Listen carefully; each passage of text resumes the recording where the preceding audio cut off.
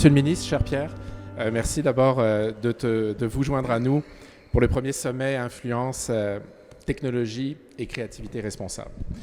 Alors, presque à la même date l'an dernier, vous lanciez la stratégie québécoise de recherche et d'investissement en innovation, la fameuse SQRI au carré, Marie-Chantal sait de quoi on parle, dont l'un des passages disait ceci: pour rendre les entreprises québécoises encore plus productives et pour avoir davantage d'impact social et environnemental, le Québec doit plus que jamais accélérer le passage de l'idée au marché. Qu'est-ce que vous attendez des incubateurs accélérateurs comme Zoo et plus largement de l'écosystème start-up dans le développement de l'économie québécoise à cet égard?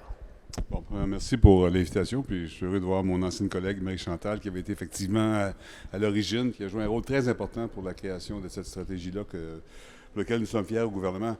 Mais je pense que dans la stratégie SQRI, quand on regarde la raison pourquoi on l'a, je pense, bonifié, c'est qu'on voulait avoir ce trait d'union-là entre la recherche fondamentale et les entreprises. C'était une déficience qu'on trouvait qu'il y avait dans le système. Et moi, quand je reviens spécifiquement à ta question sur l'incubateur accélérateur, je pense clairement que c'est un générateur de solutions parce que l'innovation, pour moi, aujourd'hui, c'est fait pour, ça doit être promu pour résoudre des enjeux sociétaux, pas seulement des enjeux économiques. Parce que souvent, on associe innovation pour les mercenaires qui font de l'argent dans les compagnies, qu'on veut démoniser. Alors, c'est pas ça du tout. Je pense que l'innovation au Québec, c'est requis pour qu'on règle nos enjeux sociétaux, que ce soit santé, que ce soit éducation, que ce soit environnemental. Donc, pour moi, les incubateurs, c'est des générateurs de pouvoir, d'énergie pour que nos startups puissent s'adresser aux enjeux sociétaux. Pour moi, c'est très important. Je pense qu'il faut mettre beaucoup d'emphase sur ça, qu'on mesure l'efficacité des incubateurs sur l'impact, oui, économique, parce que il faut avoir le moyen de nos ambitions. Donc, il faut créer de la richesse collective. En même temps, il faut aussi être capable de démontrer à la communauté, à la société civile, que l'innovation va nous rendre plus performants, mieux pour résoudre nos enjeux importants. Dans la SQRI, on a mis quand même un montant en haut de 100 millions de dollars juste pour promouvoir les incubateurs accélérateurs. On a discuté longuement avec Marie-Chantal, toute l'équipe, comment on va faire ça. Et moi, je pense qu'il faut choisir les bons joueurs dans cette industrie-là et d'avoir tout le capital disponible. Puis là, je pense que c'est le rôle du gouvernement d'être en amont. Puis plus on fait un travail en amont qui est performant, bien, plus en aval, les choses vont se passer par le privé. Puis là, nous, on peut se retirer. Donc, je pense que le concept d'incubateur accélérateur joue un rôle très important pour faire ce trait d'union-là, je pense, entre la recherche fondamentale et la réalité qui va nous gouverner. Alors, le nouveau ministre de l'Énergie que vous êtes devenu, transition énergétique, transformation de l'économie, économie verte, investissement durable, intégration de critères ESG, impact, tout se bouscule et tout va s'accélérer dans la décennie à venir.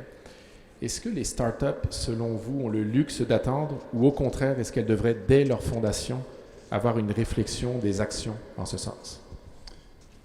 Ben, moi, je pense que les startups... En fait, je vais répondre un peu différemment, on va finir en bonne place peut-être, mais un des enjeux que moi j'ai noté quand je suis arrivé en poste il y a 4 ans et demi, c'est que le Québec, on se distingue dans nos investissements en recherche fondamentale quand on compare dollars investis par habitant.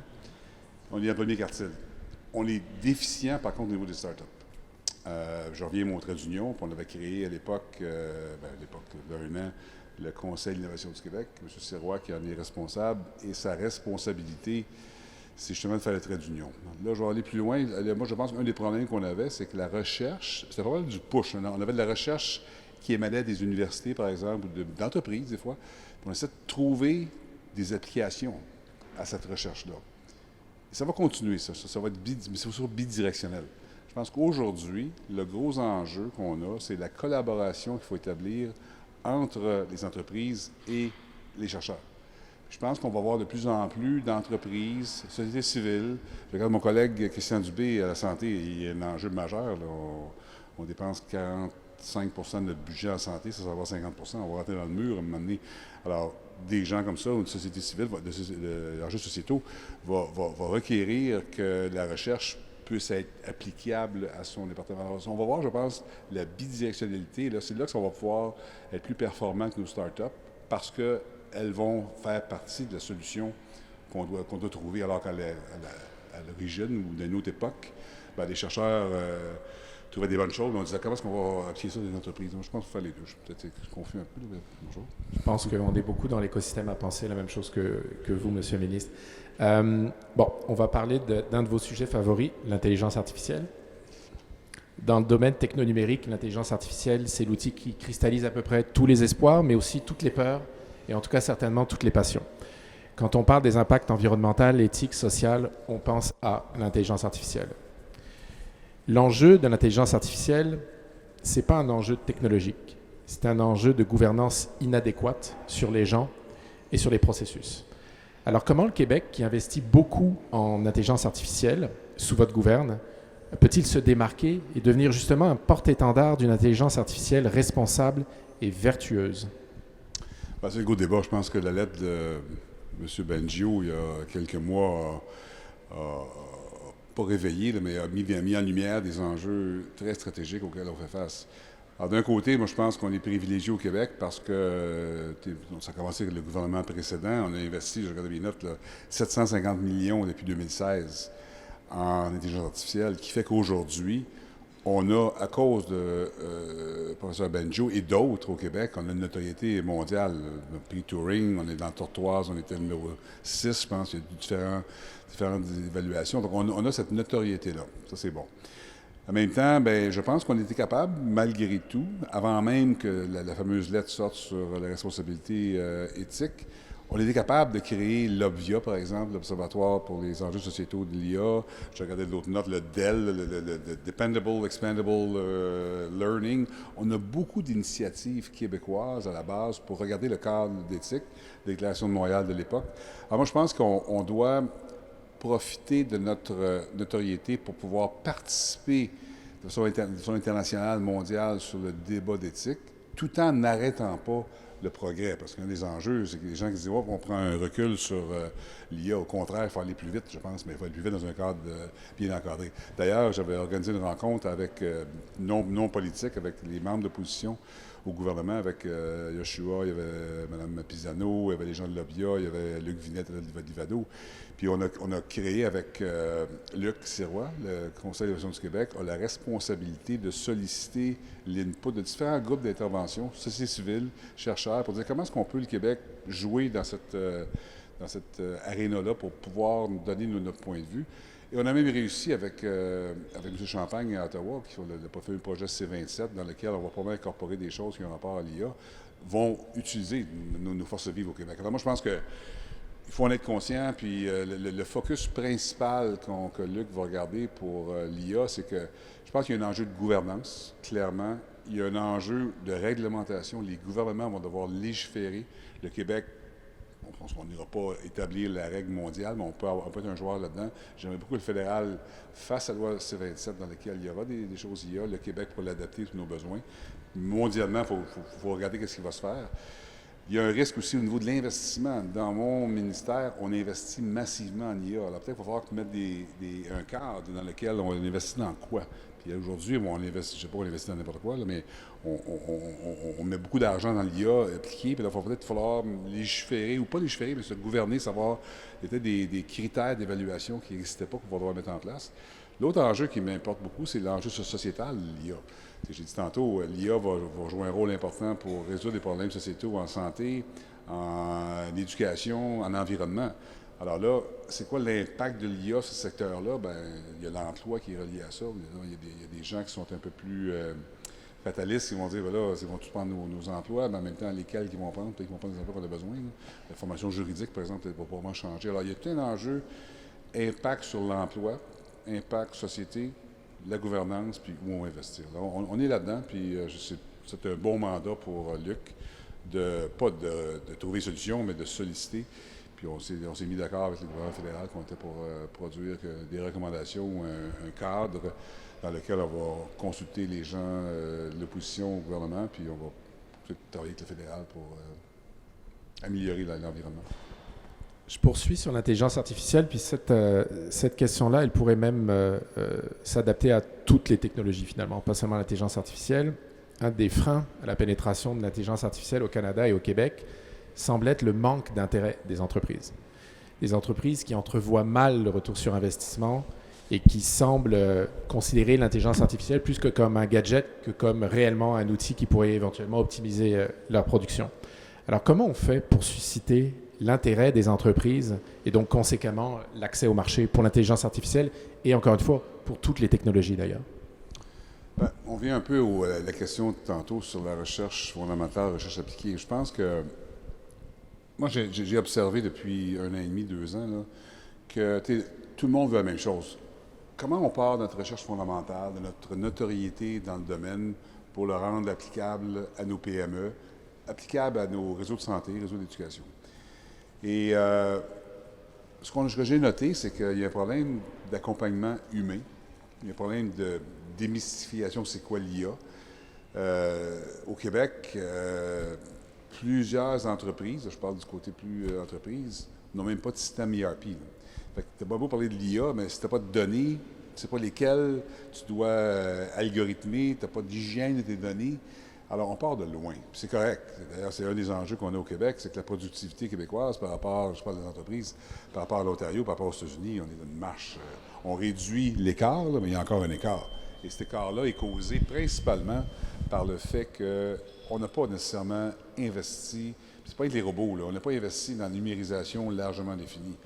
Alors, nous, on a mis en place en 2019 le programme que j'appelle OTN, Offensive Transformation Numérique, qui est un programme costaud où on ne met pas de l'argent pour numériser, on met de l'argent pour accompagner l'entrepreneur pour le chemin critique de savoir qu'est-ce qu'on va numériser, quelles sont les données qui sont pertinentes pour le temps d'affaires.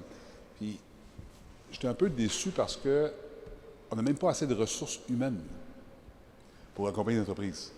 Mais l'entrepreneur, quand il comprend vite, peut-être qu'ils sont un peu en arrière, mais quand ils comprennent quel va être le bénéfice économique d'investir dans un robot ou machin quelconque, ils vont aller plus vite que nous autres. Alors, c'est le gros enjeu qu'on a au Québec présentement. Alors, moi, je pense que, je réponds exactement à votre question, mais je pense qu'on doit investir dans des ressources. C'est pour ça que moi, je n'arrête pas de dire qu'au niveau des diplômés, ça prend plus de STGM, le côté T du STGM, technologie, ça prend plus de gens qui vont être capables de faire des techniciens en IA, là, par exemple. C'est pas juste des... M. Banjo, on a besoin d'en avoir 52, là, mais je pense qu'on est bien positionné par rapport à ça. Mais on n'a pas assez de gens techniques qui vont pouvoir... Les PME ont besoin d'avoir des gens qui vont les accompagner, puis nous, comme gouvernement, on est prêt à investir pour cet accompagnement-là, parce qu'un coup que l'entrepreneur comprend qu'est-ce qui peut arriver, il va aller à une vitesse grave. Alors, c'est une opportunité, là, parce que c'est un problème, mais en même temps, il faut trouver une façon de le résoudre. Ça va venir de techniciens qui vont être dans les entreprises, qui vont pouvoir se connecter avec les MILA, puis les Ivado, puis les Scale AI. Puis, on a eu la semaine passée la confirmation de Apogée là, au fédéral. Le fédéral a conclu là, que c'est au Québec que ça se passe. Là. Ils ont mis, je pense, 125, 150 millions dans Apogée IA. On a des ressources financières, on a le talent, on a le pouvoir d'attraction du talent. Il faut juste s'assurer qu'on le mette à la bonne place. Une dernière question peut-être, Monsieur le ministre. On parle beaucoup de recherche évidemment universitaire, comment on fait pour faire descendre, entre guillemets, la recherche universitaire au marché. Mais il y a aussi beaucoup de recherche, puis il y a beaucoup d'innovations qui sont issues des startups, qui elles aussi doivent accéder au marché. Alors, comment on fait pour peut-être inciter plus les organisations à faire ce qu'on appelle de l'innovation ouverte, c'est-à-dire ce nécessaire maillage, cette rencontre entre des grandes entreprises, des grands donneurs d'ordre et des startups pour justement permettre à des PME et des grandes entreprises d'accélérer leur processus d'innovation grâce aux technologies développées par les startups. Comment on fait? On pourrait peut-être réfléchir même à un incitatif. Ben, vous avez un rôle à jouer, vous, collectivement, les incubateurs, accélérateurs. Puis je pense que nous, notre rôle, c'est de supporter financièrement vos groupes. C'est pas nous qui va faire le gouvernement. Puis, je sais pas si c'est un bon exemple. Je regarde ce qu'on va faire avec Accessi. Et moi, j'avais été bien impressionné quand j'avais été à Paris la première fois dans mon rôle de ministre, voir la station F, Mars, j'oublie le nom à Boston en sciences de la vie. Là, tu réalises que pourquoi ça performe? Parce que justement, il y a cette incubation-là qui se fait dans un environnement où il y a des grands donneurs d'ordre. Puis d'ailleurs, les zones d'innovation, c'est un peu ça. Là, hein? Les zones d'innovation, le concept que mon patron avait inventé dans son livre à l'époque, là, on l'a amélioré un petit peu, c'est justement ça, c'est de dire comment est-ce qu'on prend des grands donneurs. La batterie, là, c'est un exemple très, très, très concret. On va annoncer ça lundi prochain. Là, on a GM qui vient ici, on a d'autres compagnies que je n'ai pas nommées qui vont venir. Pourquoi? Parce qu'ils disent, oups, On a un chercheur à l'Université de Trois-Rivières qui est dans les matériaux d'électrolyseurs et l'hydrogène. On a des centres de recherche, l'IREC d'Hydro-Québec, c'est magique. Là. Ils ont inventé les batteries il y a 15 ans. Alors, moi, je pense que les zones d'innovation, ça se veut un peu ça. On prend l'institution du savoir, les forces vives du savoir qui sont focalisées sur une thématique. Les grands donneurs d'ordre vont dire « Hey, wow, on va aller participer à ça. » Mais là, il faut s'assurer que les startups sont en dessous. Puis parce qu'il va émerger de ça des startups qui vont apprendre de ces grands donneurs d'ordre-là, qui vont travailler en continuum avec les universités. Je pense qu'on va y arriver. On le voit dans le quantique à Sherbrooke.